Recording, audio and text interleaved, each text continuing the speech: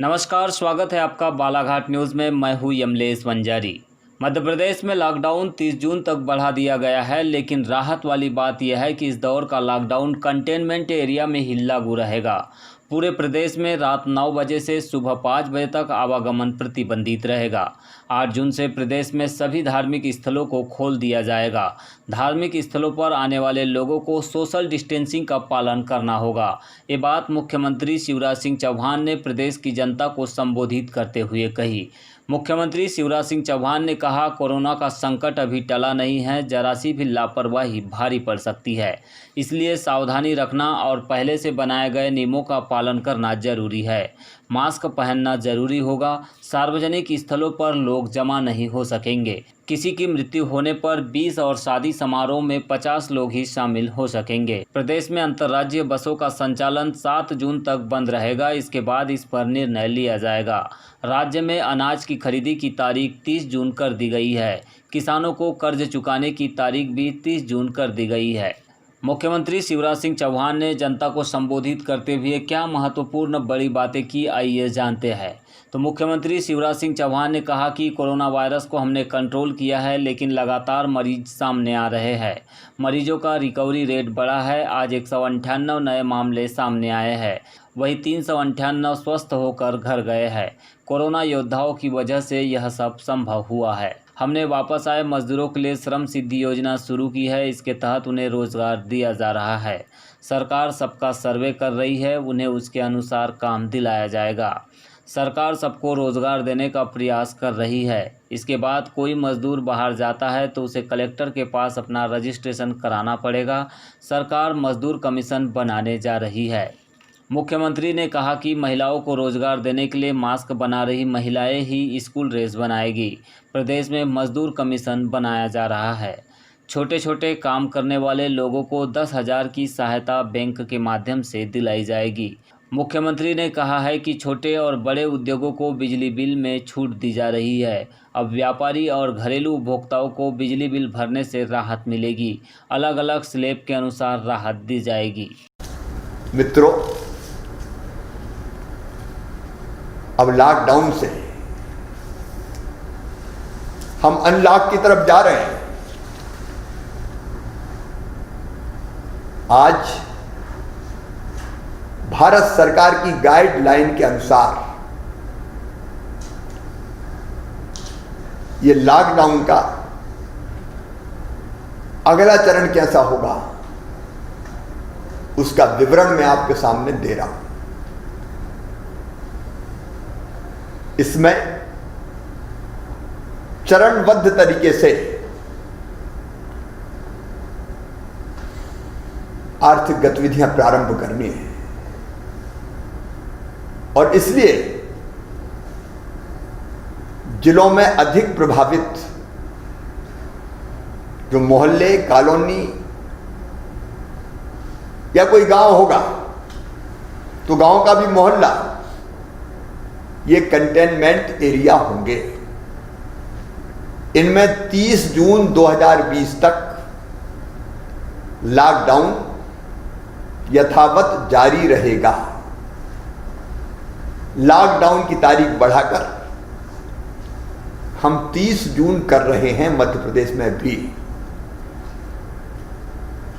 लेकिन containment area बंद रहेगा। भावी अत्यावश्यक सेवाएं जारी रहेंगी। इसके अलावा पूरा प्रदेश सामान्य रहेगा, लेकिन रात में पूरे मध्य प्रदेश में रात 9 बजे से सुबह 5 बजे के बीच लोगों का आवागमन पूरी तरह से प्रतिबंधित रहेगा। कंटेनमेंट क्षेत्र के बाहर दिनांक 8 जून 2020 से निम्नलिखित गतिविधियों को अनुमति दी जाएगी। हमारे धार्मिक स्थल, किसी भी उपासना पद्धति के हों, मंदिर, मस्जिद, चर्च, गुरुद्वारे, अलग अलग उपासना स्थल, पूजा स्थल खोले जाएंगे। होटल, रेस्टोरेंट, अन्य आतिथ्य सेवाएं ये भी प्रारंभ कर दी जाएंगी।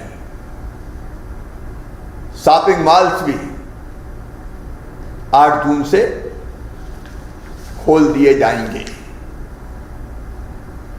लेकिन शैक्षणिक सभी संस्थाएं, चाहे वो स्कूल हो, कॉलेज हो, प्रशिक्षण कोचिंग संस्थान आदि को खोलने का निर्णय सभी लोगों से, स्कूल कॉलेज में पालक भी सम्मिलित रहेंगे। उनसे परामर्श के बाद जुलाई माह में इनको खोलने का फैसला किया जाएगा। जून में पूरी तरह से बंद रहेंगे, जुलाई में परिस्थिति का विचार करके फैसला लेंगे। लेकिन 12वीं की परीक्षाओं के लिए विद्यालय खोले जाएंगे। इस दौरान सभी क्षेत्रों में कुछ गतिविधियां पूरी तरह से बंद रहेगी। इनको प्रारंभ करने की तिथि के बारे में निर्णय बाद में किया जाएगा। सिनेमा हॉल, व्यायामशाला,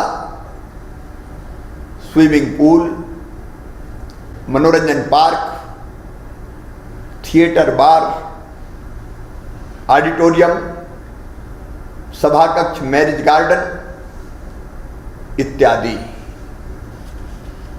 सभी सामाजिक, राजनीतिक, खेल, मनोरंजन, शैक्षणिक, सांस्कृतिक, धार्मिक आयोजन और अन्य बड़ी सभाएं प्रतिबंधित रहेंगी। राज्य में और राज्य के बाहर आने जाने वालों के लिए, जो वाहन से आते जाते हैं, अब किसी तरह के पास की आवश्यकता नहीं होगी। बिना पास के वो आ जा सकेंगे। हम पास चेकिंग की व्यवस्था कल से पूरी तरह से समाप्त कर रहे हैं। पूरे प्रदेश में अंतर्राज्यीय बसें एक राज्य से दूसरे राज्य में जाने वाली, उनका संचालन 7 जून तक बंद रहेगा। 7 जून को इस पर निर्णय लिया जाएगा। पूरे प्रदेश में फैक्ट्री के संचालन में और निर्माण कार्य में लगे मजदूरों के परिवहन हेतु बसें संचालित करने की अनुमति होगी।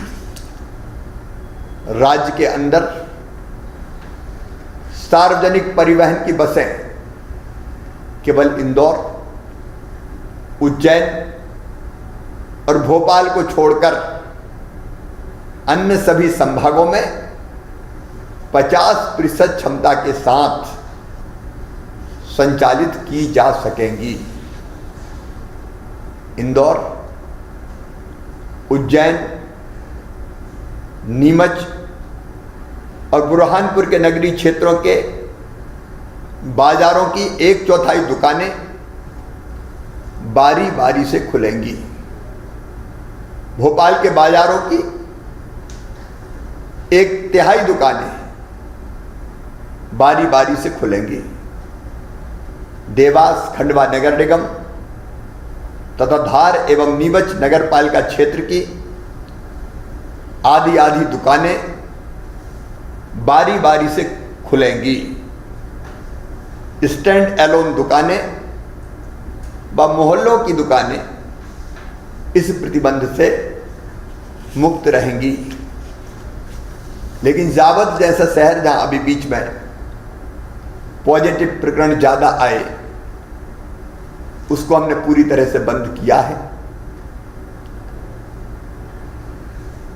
वहां दुकान नहीं खुलेंगी। सभी शासकीय और प्राइवेट कार्यालय इंदौर, उज्जैन और भोपाल नगर निगम क्षेत्र में 50% कर्मचारियों के साथ और शेष प्रदेश में पूरी क्षमता के साथ खोले जाएंगे। उन्हें स्क्रीनिंग और स्वच्छता का ध्यान रखना पड़ेगा। थर्मल स्कैनिंग, हैंड वॉश और सैनिटाइजर का प्रावधान सभी प्रवेश और निकास द्वारों और सामान्य क्षेत्रों में किया जाएगा। फिजिकल डिस्टेंसिंग का पालन अनिवार्य होगा। कार्यस्थलों के प्रभारी यह सुनिश्चित करेंगे कि श्रमिकों में और कर्मचारियों में पर्याप्त दूरियां हो, पारियों के बीच पर्याप्त अंतराल हो और कर्मचारियों के भोजन के अवकाश का समय अलग अलग हो। सार्वजनिक स्थानों पर मैं फिर कहना चाहता हूं, कोविड का संकट अभी टला नहीं है। आज माननीय प्रधानमंत्री जी ने भी आगाह किया है, असावधानी अगर बरती तो संकट और गहरा हो जाएगा और इसलिए कुछ सावधानियां हमें रखनी है। सार्वजनिक स्थानों पर, कार्यस्थलों में और परिवहन के दौरान फेस कवर मतलब मास्क पहनना अनिवार्य रहेगा। 2 गज की दूरी मतलब 6 फीट की दूरी आवश्यक रहेगी। सभी दुकानों और ग्राहकों के बीच शारीरिक दूरी दुकानें सुनिश्चित करेगी। एक समय में 5 से अधिक व्यक्तियों को दुकान में प्रवेश करने की अनुमति नहीं होगी। सार्वजनिक सभाएं प्रतिबंधित रहेंगी। विवाह संबंधी समारोह में मेहमानों की संख्या 50 से ज्यादा नहीं होगी। अंतिम संस्कार में 20 से अधिक व्यक्ति भाग नहीं लेंगे। सार्वजनिक स्थानों पर थूकना दंडनीय अपराध होगा। सार्वजनिक स्थानों पर शराब, पान, गुटखा, तंबाकू इत्यादि का सेवन वर्जित होगा और 65 वर्ष से अधिक आयु के हमारे सीनियर सिटीजन, सहरोगता वाले व्यक्तियों, मेरी गर्भवती बहनों और 10 वर्ष से कम उम्र के बच्चों को आवश्यक एवं स्वास्थ्य कारण को छोड़कर घर पर रहने की मैं प्रार्थना करता हूं। मेरे प्रिय बहनों और भाइयों, हम थकेंगे नहीं, बढ़ेंगे। हम हारेंगे नहीं, जीतेंगे।